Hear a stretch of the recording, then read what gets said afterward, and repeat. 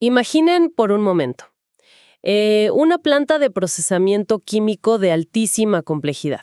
O sea, la maquinaria trabaja a una presión súper específica, secretando ácidos increíblemente corrosivos para descomponer la materia prima.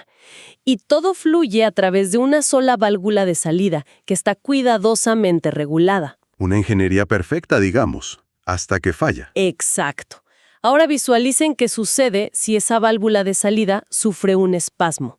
Se hipertrofia y se cierra herméticamente, como si le pusieran un candado. La maquinaria no se detiene, sigue produciendo ácido, el volumen aumenta, la presión gástrica se dispara y al final el sistema falla. El contenido es expulsado violentamente por la única vía de escape que queda abierta, que es la puerta de entrada. Es una imagen bastante gráfica, sí, y muy precisa para lo que pasa en la vida real. Totalmente. En gastroenterología veterinaria, esta crisis puramente mecánica desencadena uno de los desastres metabólicos más fascinantes y a la vez letales que enfrentamos en la clínica. Hablamos del vómito a píloro cerrado.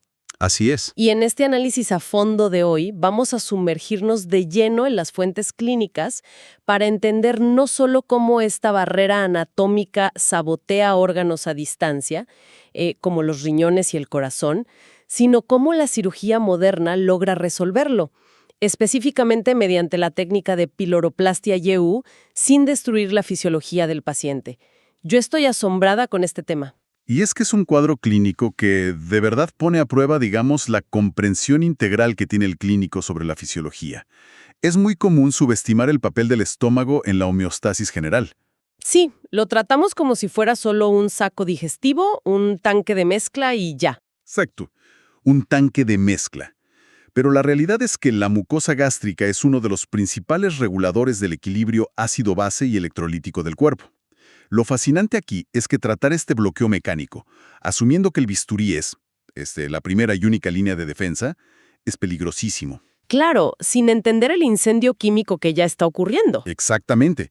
Si ignoras ese incendio químico que ya se propagó por todo el torrente sanguíneo, bueno, es una receta casi garantizada para tener un paro cardíaco ahí mismo en la mesa de quirófano. ¡Wow! Eso fue exactamente lo que me voló la cabeza al revisar los documentos sobre la fisiopatogenia. Porque, siempre pensamos en una obstrucción en términos de perforación o necrosis del tejido, ¿verdad? Sí, es lo clásico. Pero aquí, el estómago está intacto y aún así se convierte en un arma contra el propio cuerpo. Ok, vamos a desglosar este caos químico a nivel celular, porque es denso. Cuando tenemos una hipertrofia muscular en el píloro y el paciente entra en un ciclo de vómitos que no paran, ¿cuál es el primer dominó que cae en el medio interno? El primer dominó, digamos, está en la fisiología de la célula parietal gástrica. Para producir ácido clorhídrico, esta célula secreta hidrogeniones hacia la luz del estómago y de manera simultánea, como en espejo, envía iones de bicarbonato hacia el torrente sanguíneo. Que es lo que conocemos como la marea alcalina postprandial, ¿no? Así es. Ahora, en un sistema sano, ese ácido eventualmente pasa al duodeno, estimula la secreción del páncreas y ese bicarbonato se neutraliza. El balance neto queda en cero. Todo perfecto. Ajá. Pero, y aquí está el problema. Con el píloro cerrado, ese ácido nunca llega al intestino. Simplemente se expulsa hacia el exterior con cada vómito. O sea, estamos perdiendo hidrogeniones de forma masiva. Literal botando el ácido, mientras que el bicarbonato correspondiente se sigue acumulando en la sangre. Claro. Por pura estequiobacteria, el paciente entra rápidamente en una alcalosis metabólica severa. El pH se va a las nubes. ¡Qué locura! Y las fuentes le ponen un apellido a esto. Una alcalosis hipoclorémica. Ese apellido es crítico, porque junto con el catión de hidrógeno, el estómago está secretando y perdiendo cantidades industriales del anión cloruro. Pierdes ácido y pierdes cloro. Y la falta de cloro es lo que bloquea la salida de emergencia del cuerpo, ¿cierto? Totalmente.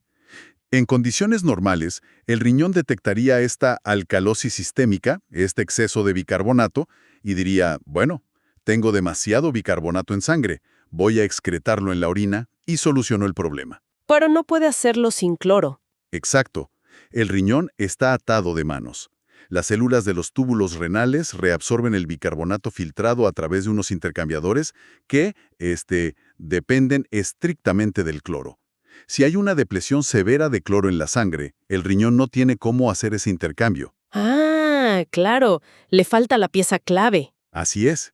Y entonces termina reabsorbiendo casi todo el bicarbonato filtrado de nuevo hacia la sangre. Perpetúa y agrava la alcalosis. Literalmente, el riñón se vuelve un rehén de la hipocloremia. Aquí es donde necesito hacer una pausa porque leyendo las fuentes me topé con algo que me dejó, totalmente desconcertada.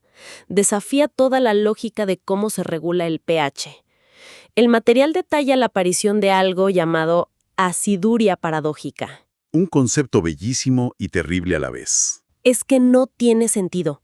Si analizamos la sangre de este paciente, tenemos un pH altísimo, una alcalosis peligrosa. El cuerpo debería estar desesperado por retener cualquier protón, cualquier molécula de ácido que le quede. Y sin embargo, si analizas la orina, el riñón está bombeando ácido activamente hacia afuera. Sí, la orina sale ácida. Está tirando ácido cuando el paciente se muere por falta de él. Si uno lo piensa a nivel evolutivo, parece un fallo catastrófico de diseño. ¿Por qué el riñón decide empeorar la alcalosis de una manera tan agresiva? Es una aparente contradicción, sí. Pero la clave está en entender la jerarquía de la supervivencia del cuerpo. El riñón no está roto ni está fallando. Está respondiendo a una crisis que, para él, es mucho más inminente y letal que el desequilibrio del pH. Ah, ok. ¿Te refieres a la falta de líquidos? Exactamente. Hay que recordar que vomitar constantemente no solo expulsa ácido y cloro, agota el agua corporal total. El paciente entra en una hipovolemia drástica. La perfusión de los tejidos cae y la presión arterial se desploma. Y entonces la mácula densa en el riñón detecta esa caída de presión y entra en modo de pánico, ¿no? Se dispara el sistema renina-angiotensina-aldosterona. Sí, el famoso SRAA. Para el sistema nervioso central y para los riñones, morir por una falta de riego sanguíneo al cerebro, un shock hipovolémico, es cuestión de minutos u horas. Claro, te mueres hoy. Exacto. Morir por alcalosis toma más tiempo. Así que la hormona aldosterona le da una orden absoluta a los túbulos del riñón. Reabsorber sodio y agua para expandir el volumen de sangre. A toda costa, sin importar el precio metabólico. Y el precio se paga caro en la membrana celular, porque para reabsorber un catión de sodio, la célula tiene que soltar otro catión a cambio para mantener el equilibrio eléctrico. Así es. Y las células tienen dos opciones principales como, digamos, moneda de cambio. Pueden botar potasio o pueden botar hidrogeniones, o sea, ácido. Ajá. Al principio, el riñón usa el potasio, pero recordemos el cuadro clínico. Este paciente lleva días sin comer, vomitando sin parar. Ya tiene una falta total de potasio en el cuerpo. Desarrolla hipocalemia rápidamente. Claro, se le agota esa moneda. Tal cual. Cuando el potasio se acaba, el riñón ya no tiene opción. Para seguir salvando la presión arterial, la única moneda que le queda en el bolsillo es el ácido. Sacrifica el pH para salvar la presión sanguínea. Bota el poco ácido que le queda y genera esa famosa aciduria paradójica. ¡Wow! Es un triaje microscópico. Es supervivencia pura. Definitivamente. Bueno, con esta bomba de tiempo metabólica ya clara, pasemos a lo que realmente vemos en la camilla. Las fuentes incluyen un reporte clínico, interesantísimo, con 3 casos de gastropatía hipertrófica de píloro. Y leer los síntomas entendiendo la química detrás cambia todo. La perspectiva es otra por completo. Totalmente. Por ejemplo, el caso 1, un perrito mestizo de 8 años. Llega con anorexia, temblores y unas posturas antiálgicas severas. Esa postura para aliviar el dolor es un signo de alarma tremendo. No estamos hablando de un perrito con una simple indigestión. No, claro que no. El dolor abdominal agudo aquí viene de la distensión extrema del estómago. La pared gástrica se estira y la musculatura lisa sufre espasmos tratando de vencer una puerta de salida que está bloqueada. El peritoneo se estira hasta su límite anatómico. ¡Qué dolor! Y luego está el caso 2, un pequinés de 12 años, que ilustra perfectamente el abismo metabólico del que hablábamos. Llega en un estado de prostración, debilidad extrema, súper deshidratado y, ojo con esto, con un soplo sistólico y un pulso debilísimo. Es que ahí ya no estás viendo un problema estomacal. Exacto. Estás viendo a un corazón, un miocardio, claudicando por la hipocalemia. Sin potasio, el músculo cardíaco simplemente no puede latir bien. Pierde su capacidad de generar el potencial de acción. Es crítico. Y finalmente, el caso 3, una hembra mestiza de 9 años con el síntoma del libro de texto, los vómitos en proyectil. A ver, detengámonos en la biomecánica de esto, porque es impactante. ¿Qué genera esa fuerza tan explosiva contra un píloro cerrado? Bueno, el estómago tiene su propio marcapasos natural que dicta las contracciones, ¿no? En la zona del antro, justo antes del píloro, esas contracciones son muy potentes normalmente, porque tienen que triturar la comida y bombearla por un canal estrecho. Ajá, son los músculos de trabajo pesado. Exacto. Pero cuando hay un bloqueo, esa musculatura del antro se hipertrofia para compensar. Se vuelve mucho más gruesa y fuerte. Entonces tienes un motor gigante empujando una cantidad masiva de líquido gástrico contra un esfínter que está completamente sellado. Una olla a presión. Literal. La presión sube tanto que vence al esfínter de arriba, el esofágico. Y la salida no es una simple regurgitación pasiva. Es una liberación explosiva de presión hidrostática. Y las características de ese líquido que expulsa son el faro diagnóstico para quien nos escucha. Los 3 casos compartían un patrón muy claro: vómitos postprandiales, de comida sin digerir, pero sobre todo, cero presencia de bilis, nada amarillo ni verde. Y esa ausencia de bilis es el marcador topográfico clave, no hay duda. La bilis entra al intestino después del píloro, así que si no hay bilis en el vómito, el bloqueo está antes del duodeno. Súper claro. Y si a eso le sumas que palpas el abdomen y sientes una distensión gástrica severa desplazada hacia el lado izquierdo, bueno, la sospecha de obstrucción es altísima. Es casi un diagnóstico clínico, que luego las fuentes confirman con imágenes, claro. Sí, usando radiografías de contraste. Estas placas seriadas a los 30, 60 y 120 minutos. Y lo fascinante no es solo ver la tremenda bolsa gástrica, sino cómo no se mueve nada. La cinética del vaciamiento es nula. A las 2 horas, un contraste normal ya debería estar pintando los intestinos por allá lejos, pero en estos pacientes se queda estancado. A veces dibuja apenas un hilito, el clásico signo del pico de pájaro, donde debería haber un canal ancho. Es la confirmación anatómica irrefutable. Y fíjate que aquí es donde el instinto del clínico se pone a prueba de verdad. Tienes el diagnóstico por imagen y tienes el problema mecánico ahí, a la vista. La tentación de anestesiar, abrir y liberar la presión inmediatamente es inmensa. Claro, es lo que cualquiera pensaría. Pero aquí es donde se pone realmente interesante, porque las fuentes son categóricas. Correr al quirófano ahora mismo es un error fatal. 100% fatal. Digamos que recibo al paciente. Veo la deshidratación severa y digo, ok, voy a estabilizarlo un poco antes de operar. Mi primer instinto sería agarrar una bolsa de Ringer lactato y ponerla a chorro. Es el estándar empírico en urgencias, ¿no? Sí, es lo que todos tenemos a la mano. Pero, según los principios químicos que estamos analizando, usar Ringer lactato aquí sería echarle gasolina al fuego. ¿Por qué pasa esto? Porque si le pasas Ringer lactato a un paciente con este cuadro, básicamente estás firmando su sentencia. El Ringer es una solución alcalinizante. ¡Uy, claro! Tiene lactato, que el hígado agarra y convierte rápidamente en bicarbonato. Nuestro paciente ya está en una alcalosis metabólica gravísima. Si le metes más precursores de bicarbonato, el pH de la sangre se dispara a niveles incompatibles con la vida. Te deprime el centro respiratorio, genera arritmias que no responden a nada. Fondo eso. Y además, el Ringer lactato tiene poco cloro. No alcanza para romper ese círculo vicioso del riñón que explicábamos antes. Entonces, la fluidoterapia aquí no es solo para hidratar. O sea, es verdadera farmacología correctiva. Las fuentes dictan que el único camino seguro es usar cloruro de sodio al 0.9%, el suero fisiológico de toda la vida. Exactamente. El suero fisiológico es acidificante en este contexto. Al inundar la sangre con niveles altos de cloro, por fin le das al riñón la herramienta que pedía a gritos.